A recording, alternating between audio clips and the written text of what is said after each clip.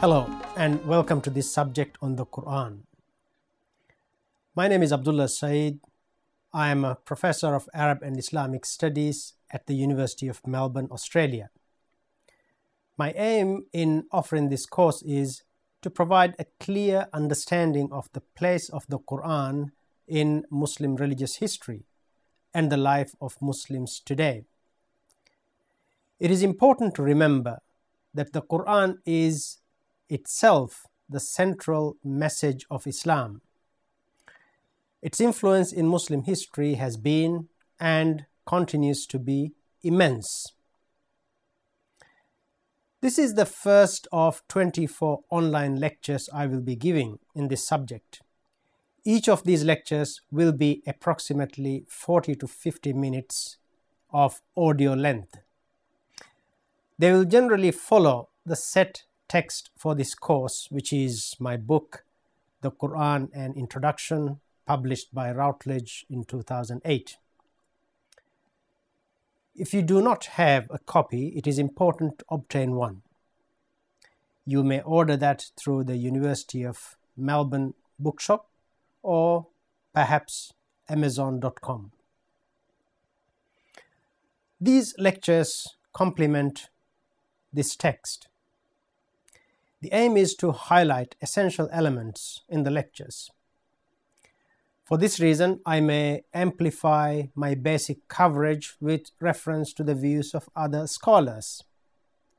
Some elements of the text will not be covered.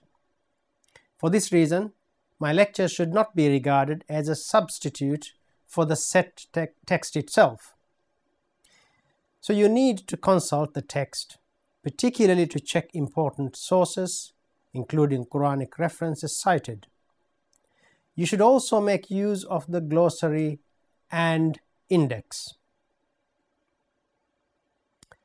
The benefit of these online lectures is that they represent a way of engaging more readily with the topic than simply reading a book.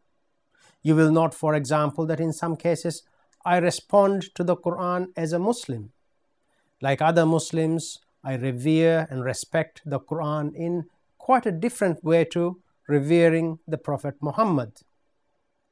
For Muslims, the Qur'an is divine, as it is considered a revelation from God. Muslims do not believe Prophet Muhammad is divine. This is an important point, particularly if you are new to the study of Islam. It is my hope, therefore, that these lectures offer a good and balanced understanding of the place of the Qur'an in Muslim life, as well as eliciting its culture and history. As part of the learning process, I recommend you to engage with others, including other Muslims, during your tutorials. Tutorials offer the opportunity to respond to the lectures and share your views, including your perceptions of issues of life and its meaning raised by the Qur'an. Now, a few words about the content of these lectures. As mentioned, I will be selective in covering the set text. My lectures complement the text rather than replace it. Early lectures, like the early chapters of the book, dwell in some detail on the socio-historical context in which the Qur'an emerged in 7th century. The Qur'an quickly came to represent the foundation text of a new world religion called Islam. It inspired the creation of a vast Muslim empire, or the Caliphate. Over 1400 years later, the Qur'an still lies at the heart of the religion. Indeed, it is the heart of Islam. We therefore need to develop a firm sense of the historical roots of the Qur'an. Today's lecture begins this process. It sets the scene of the subject for the relationship between the Qur'an and its context, or what we might call text and context. Well, after this brief introduction, let us move to Lecture 1. The title of this lecture is Beginnings of the Qur'an. In this first lecture, I concentrate on the beginnings of the Qur'an. I go over the very first encounter of the Prophet Muhammad with the Quranic revelation. I then mention briefly the initial impact of the Qur'an. I then turn very briefly to the socio-historical context of the Qur'an. Identifying the socio-historical and cultural parameters within which a religious movement develops is an important part of understanding its impact. In this case, contextualizing the Qur'an in 7th century Arabia provides us with a lens through which to view and respect the values of that period. So our initial focus here will be on the physical environment of desert Arabia. We will ask, how does the desert set the context for the values, social relations, cultural and religious expectations of the society into which the Qur'an was revealed? Before turning to the socio-historical context, I would like you to picture this scene. Just imagine that. Let us now focus on the map. On the map, let's focus on Mecca. This is where all of this actually begin. And now let's look at this image, the image of this mountain. And again, this mountain is very close to Mecca, and this is where this is unfolding. Let's go back to what I said early on. Let's imagine this. A man sits alone, meditating in a cave in this mountain. He is something of a loner. This man, a middle-aged commercial traveler, a trader, distinguished by his serious demeanor and a tendency to withdraw into himself. He appreciates solitude. He is currently enjoying the peace that this isolated place offers him right now as an antidote to a busy life in trade. Below him, down the mountainside, is the little town where he lives and works. It is festival time. Ritual celebrations temporarily replace the activities of the market. People are at their religious devotions elsewhere.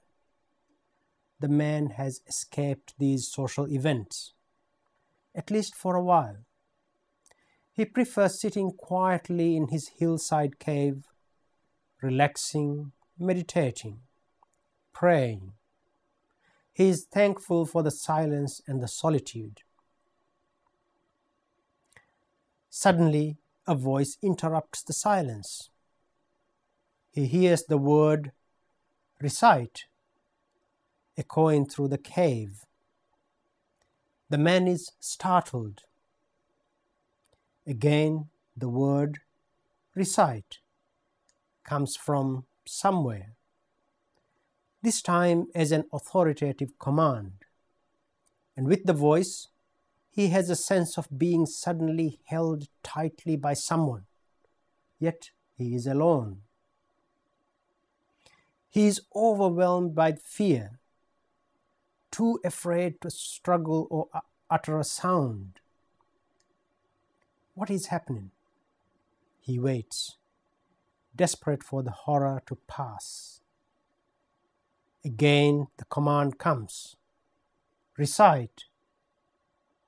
As it rings out a third time, the man is caught up in the drama and cries out, "But what shall I recite?" Whereupon he hears the words and hears himself echoing them. Recite, in the name of your Lord who created man from a clot of blood. Recite, for your Lord is most generous, who taught by the pen. taught men what they did not know. In Arabic, اقرأ باسم ربك الذي خلق خلق الإنسان من علق اقرأ وربك الأكرم الذي علم بالقلم علم الإنسان ما لم يعلم. The man wonders if he is going mad.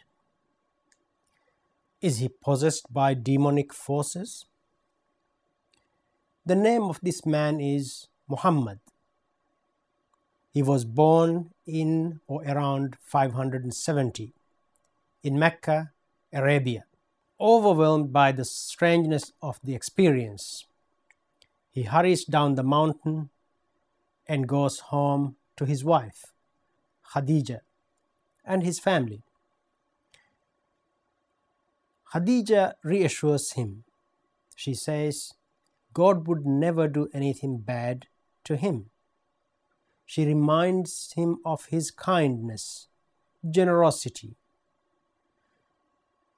She then takes Muhammad to her cousin, a Christian who was blind. But he understood something about the scripture, Christian scriptures. The cousin declares that Muhammad's vision in the cave is consistent with similar experiences of prophets before. Perhaps Muhammad is a prophet, says the cousin. That's not the end of the story. Rather, it is just the beginning. As you will have guessed, this is how the story begins. Muhammad's encounter with the divine world through the first command to recite in the cave. This command to recite, sometimes translated as read, was to launch a new world religion in Arabia and beyond. Islam had entered world history. Things were about to change. The year was 610 of our Common Era, what became known as the First Muslim Century.